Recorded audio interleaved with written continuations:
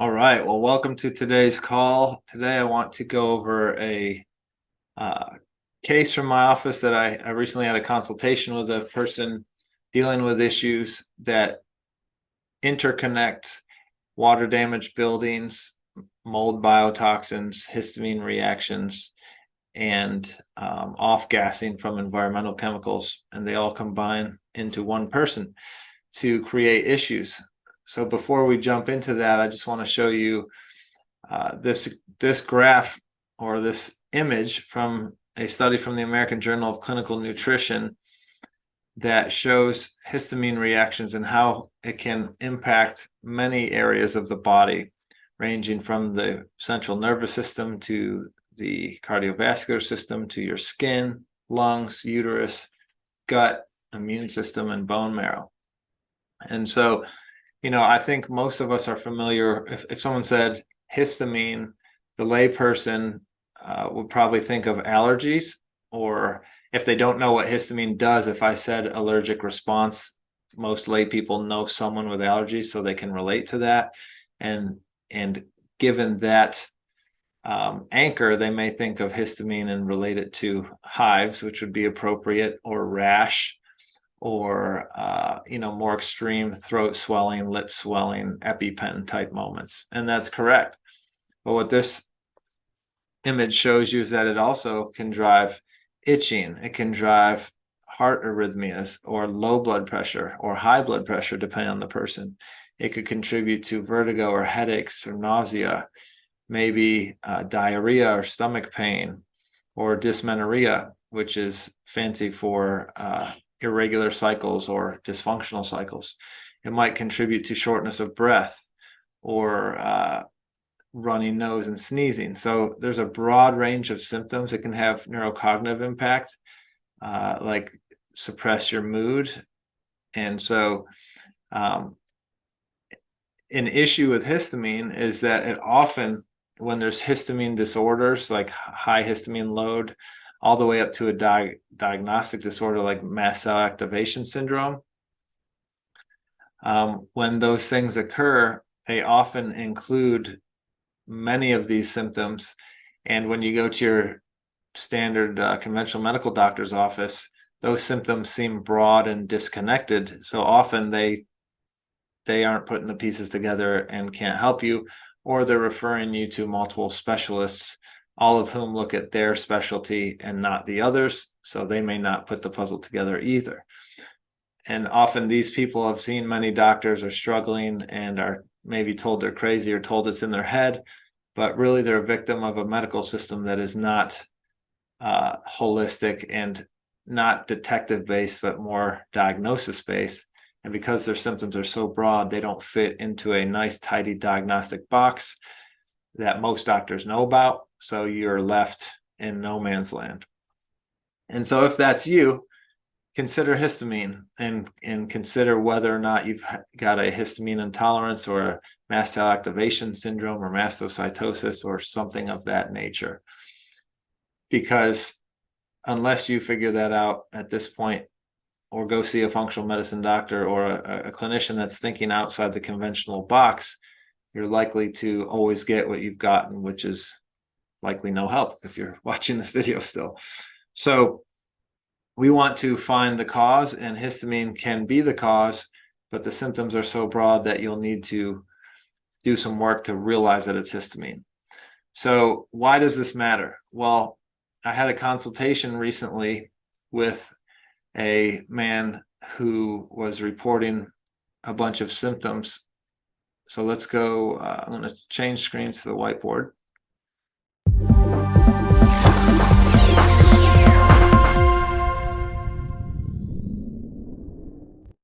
All right, so here we are on the whiteboard, and let's look at a case.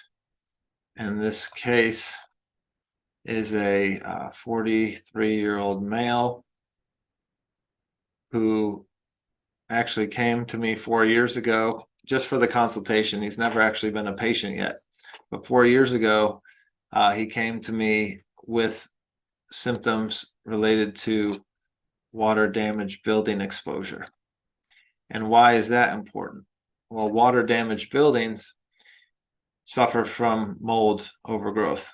And the molds that grow in water damaged buildings are molds that produce biotoxins that are damaging to human health. Those are molds such as Stachybotrys and Aspergillus, and even some environmental molds can cause issues depending on the person and what's going on. And mold biotoxins can drive a whole bunch of different symptoms in a whole bunch of different systems in the body.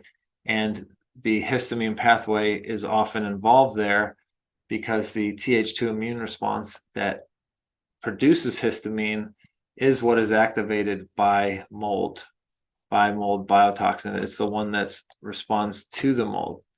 So if, in that instance, if mold biotoxins, mold exposure are present, then the Th2 response and the histamine response is actually the appropriate response.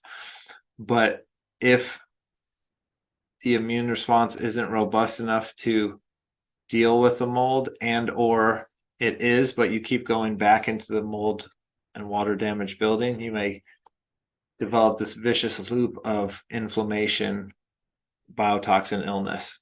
Okay. And so I saw this man recently after he came in 4 to 5 years ago complaining of the mold exposure in the water damaged building. He has since had that building remediated and dealt with it. But in the meantime, more recently, this man works in construction. Okay. And he's also doing his own home, building his own home. And so, or I should say, remodeling his own home. So in so doing, he took out all the carpets and replaced them with hardwoods.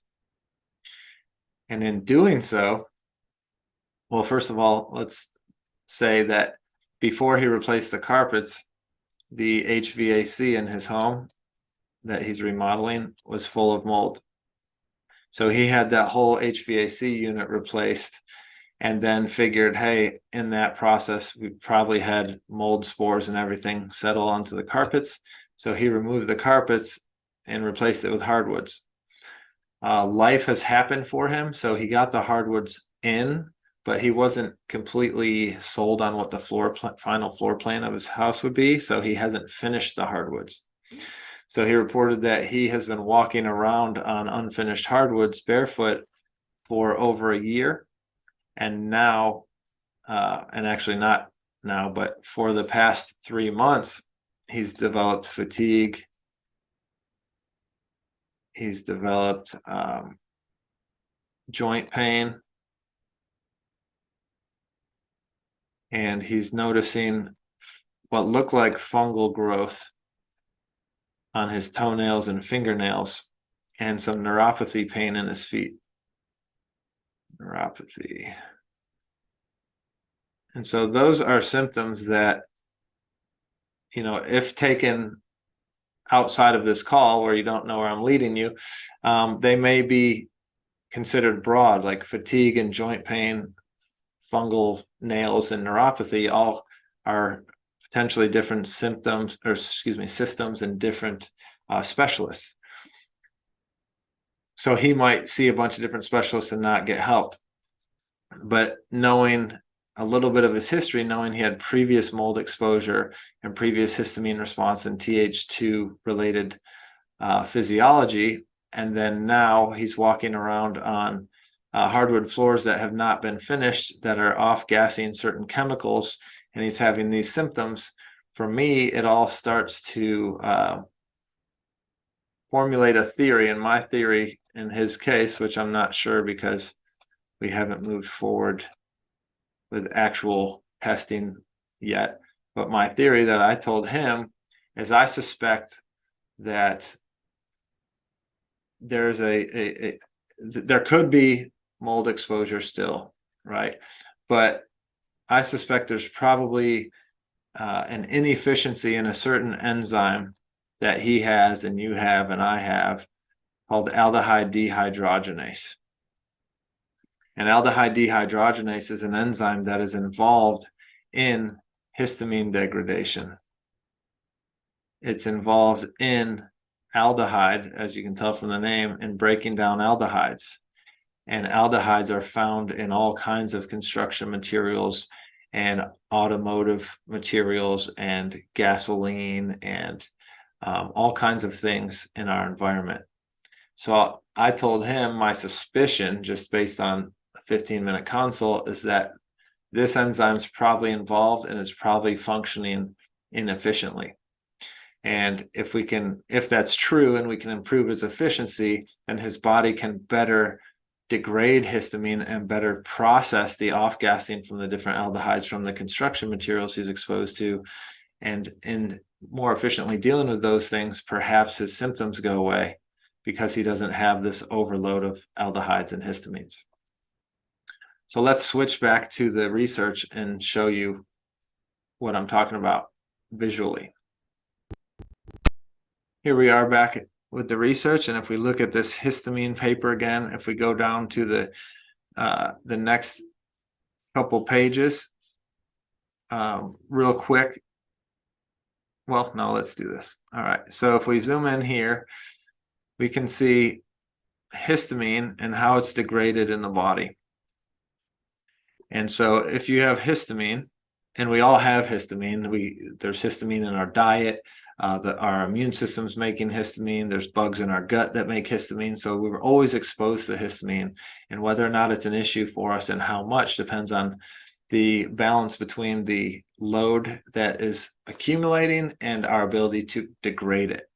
So if you've got histamine in your body, it can be degraded down this pathway by an enzyme called diamine oxidase, or down this pathway by an enzyme here called histamine N-methyltransferase.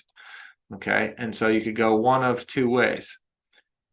And either way you go, an enzyme is needed to function properly. And enzymes are proteins that do work. And those proteins require nutrient cofactors in order to work. Those enzymatic proteins require nutrients to work properly. And so each of these enzymes requires, certain nutrients to work optimally, to break down your histamine optimally so it's not building up and driving the symptoms we saw above. Well, look, in order to get to the final metabolic substrates of histamine breakdown, okay, no matter which pathway you go down, you need aldehyde dehydrogenase to finish it off. Okay, so if your aldehyde dehydrogenase enzyme is not efficient, and even if your DAO or HNMT are not efficient, then you could have histamine troubles due to histamine buildup from inefficient breakdown.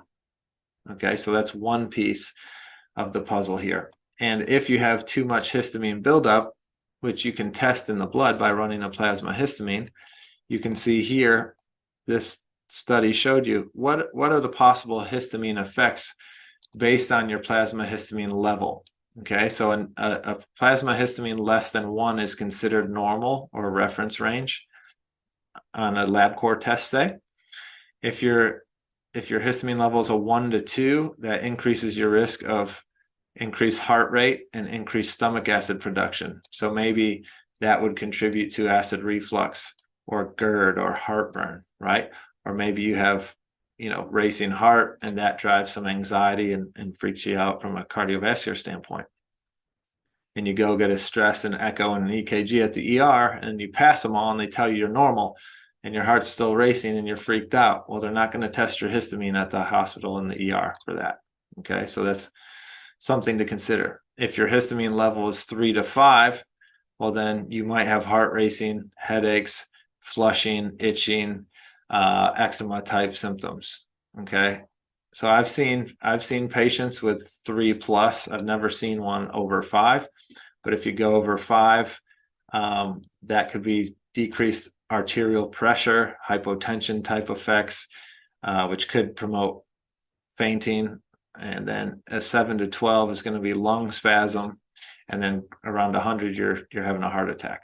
Okay, so probably if you're walking around layperson, you're probably less than 3. All right, but that can occur if you take in too much histamine or if you don't break it down efficiently enough because of enzymatic issues. So histamine buildup can be a big issue. And that can be driven by the mold in this guy's case. Well, also, here's a study from 2019 looking at environmental aldehyde sources and the implications on health, okay, from exposure to those things. So if we jump way down here, we'll give you the information in from a visual perspective. All right, so you can see here, this graphic is showing you aldehydes, and aldehydes come from paints and from perfumes and from fast foods and from automotive and gas, from smoking and vaping, okay, from alcohol and from industrial production. All right, and in the paints section, you could put hardwoods and construction materials. Those would fall between these two. So this guy works in construction, and then he comes home and is living in a house that is under construction. So if his aldehyde enzyme isn't working properly, that could be driving his symptoms. And look, it says right here, the aldehyde dehydrogenase enzyme reduces aldehydes to a less harmful acid.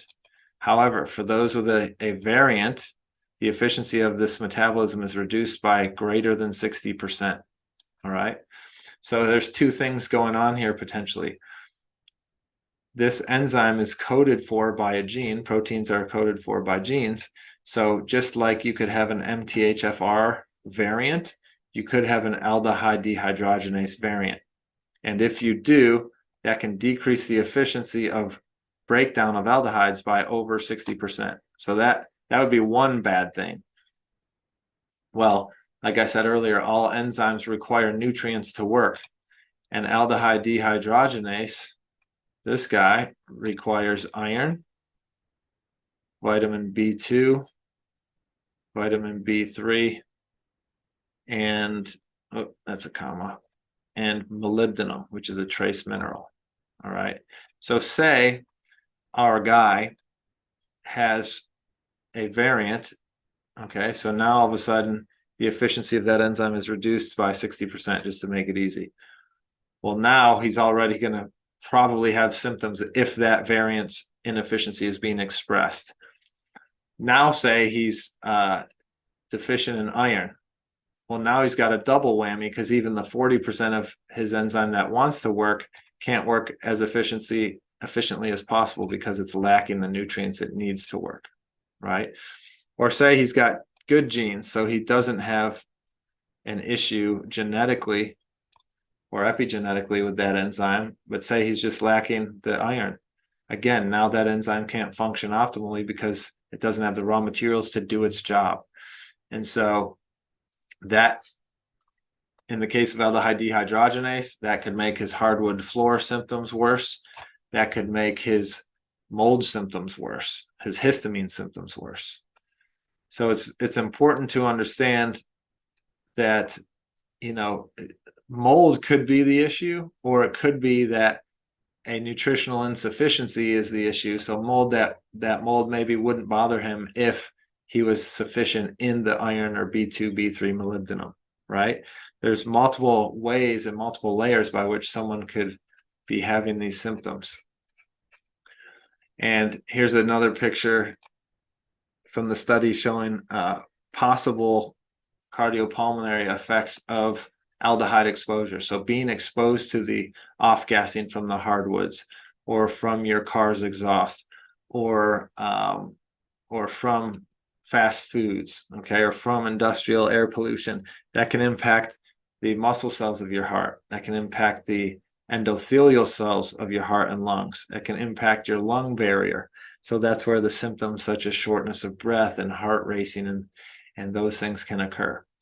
So I say all this to show you that this is a guy, I thought it was interesting because I saw him 4 years ago, and then I saw him again recently. Haven't seen him in between. He's never actually been a patient. He's come for 2 consults, but his case was interesting because the 4 to 5 years ago, it was just mold, and that suggests histamine and potentially inefficient enzymatic degradation of the histamine.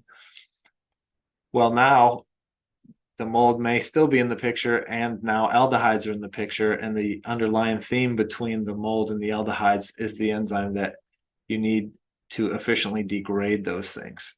And so this is kind of at least how my functional medicine brain works, is when I'm talking to him and combining history from 4 to 5 years ago and today, I'm thinking, what's the underlying theme? Is there a thread connecting all of this, right? Instead of paying attention to only 40 different symptoms that don't seem to be connected, I first have to realize that those symptoms can all be connected, but then what's the even deeper connection of those symptoms with, say, off-gassing from hardwood floors?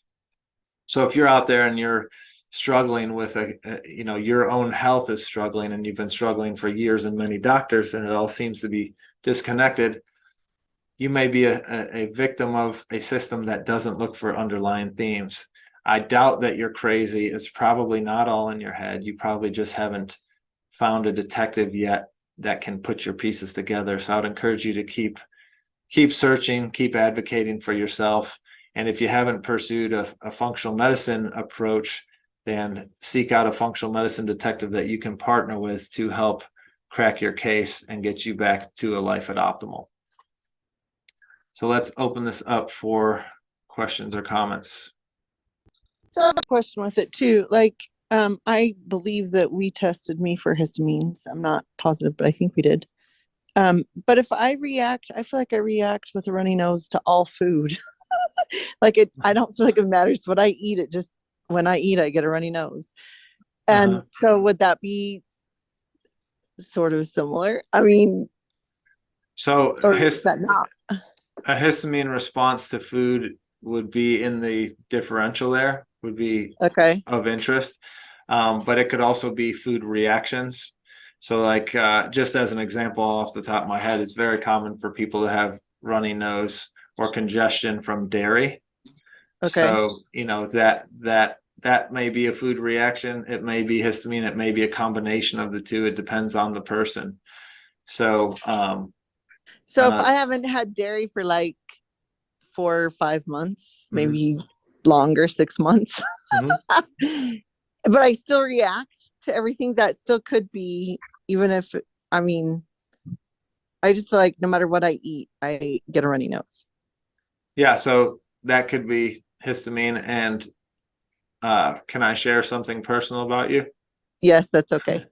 So we tested your histamine and it was high. Right. So in working toward reducing that, as you reduce that should contribute to being able to eat things without runny noses all the time. Okay, so my follow-up question with that is where I'm trying to figure out if I'm actually reacting to certain foods or not. How much do I pay attention to that one? Because I pretty much have a runny nose regardless what I eat or how long I've eaten it. Yeah, so you'd probably be looking for something else. Okay. That's useful, because if you're getting that to everything, it's not really a useful feedback. Okay. Right. Yeah. And it's probably not histamine, because your initial one was high and the last 2 we've run have been less and less each time in the normal range. Okay. So then it's okay, is there food reaction going on? It could be, is there immune response going on? So looking at a person's, and I don't want to talk all about your case, but if someone's got an immune response, if we go back to this histamine chart, that is biased towards a Th2 dominance, that Th2 dominance promotes histamine. So even though the person doesn't necessarily have lab high histamine, if they're chronically in a pro-histamine immune response, it's like a chronic low-level burn instead of a forest fire, so to speak. Okay. So it might not be the food at all in that case. It might just be, hey, if their immune system is that biased, they're going to respond to everything that way. So it's swinging that immune pendulum back to balance. And that's what will help us realize what food is a real response due to the food or not. Does that make sense? Okay. Yep. Okay. Thank you. Yeah. You can also look up foods that are high in histamine, because there's foods that are high in histamine and then foods that liberate histamine in your body. So if you look up a low histamine diet, or look up foods high in histamine or foods that liberate histamine, And maybe you're eating something every day, or two things that you're eating all the time that maybe it's causing this. I don't know, but you can kind of look at that and rule it out. If it's, if you see something on there that it's like, oh yeah, I have that all the time. Okay. Well, maybe try not having it and see if it helps. But just look up, like Yeah. And common ones are processed meats and aged cheeses, but even things like strawberries and avocado and things we'd all agree are healthy are histamine containing or histamine promoting releasing. What about like almonds, almond milk, and coconut milk, and greens? Yeah, so it, Because I'm not eating any of the other stuff. I mean, avocado I have every so often, but all the other things, like most things that I can think of that most normal people respond to histamine wise, mhm. I don't even eat yet. So Yeah. Well, nuts can drive it. I mean, there's greens that can drive it. So okay, it's so a just more look it up. specific yes or no. But then also to that point, like we just talked about for the whole video, it may also be an enzymatic processing issue, Okay. right? So like maybe an avocado which isn't giving you too much histamine, but the relative load in you is too high because you can't degrade it fast enough, just as Oh, an example. So you could have an issue, and you just in general, not saying you no, I specifically know. say, Yeah, but you're fine. we could talk about histamine here, and it could be an issue of too much, right? So Yeah, too much histamine will cause an issue. There's my explosion example. Or say you have normal levels of histamine, but decreased production of breakdown. Using the sure. same picture for both isn't good, right? So in Sue and I that have normal degradation, this normal level never is an issue at all. But you eat the same quote normal level, but your DAO say is too low. Well, now that normal level sits in there longer, and at the next meal you eat a normal level, but that piles on top of the first normal level, Okay, right? Where Sue and I had, we had drained it, so we're empty. So that sure. our next meal, it's just normal level out, and yours is normal level. And say next meal you're like you've only gone through half that normal level, but you add another normal level, Sure. right? So over time it's accumulating. And it's Okay. not because you consume too much in that example. It would be because you don't metabolize it fast enough. Okay. New things to look at. Yeah, lots of fun, lots of fun. Good Hey, questions. thanks. Uh-huh.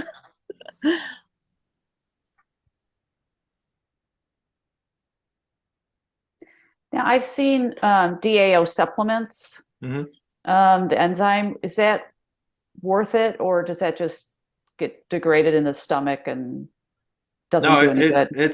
it can be worth it. I've had it be helpful for multiple patients, and then I've had it, some cases not be. So it just depends. But if you're gonna do it, I always use it. When I use it, I always recommend people use it on an empty stomach, so that you're going after the histamine load that's there, right? It's kind of like what's the ambient histamine load versus just breaking down the histamine in the food you just ate, right? So if someone's got what appears to be chronic histamine issues or high plasma histamine, I want to go after what's there already. And we'd probably pair that with low histamine diet too, so we're not adding it in the short term. Does that make sense? So you're breaking down what's already built up, whereas if you take an enzyme with food, the enzyme's going to break down what's in the food. And so that's something to remember for, that's why if I use biofilm disrupting enzymes for like a dysbiosis approach with somebody, I want you taking those on an empty stomach. So we're breaking down biofilms with it, not breaking down your meal and not touching the biofilms with it. That makes sense. So yes, I've DAO has been clinically useful for people in my office, and if it hasn't been useful for you, if you're out there and you're like it hasn't helped, well, consider were you taking it with food, because that might be it. The food may have just used it up before it got to do anything for your physiology. And if DAO didn't work, It might not be DAO in your case. It might be HNMT, or it might be aldehyde dehydrogenase. So those three work together to decrease your histamine load here. And the DAO is the extracellular. So this one's more about the food. This one's intracellular. So if you have histamine buildup inside your cells. So again, where the histamine is can matter as well.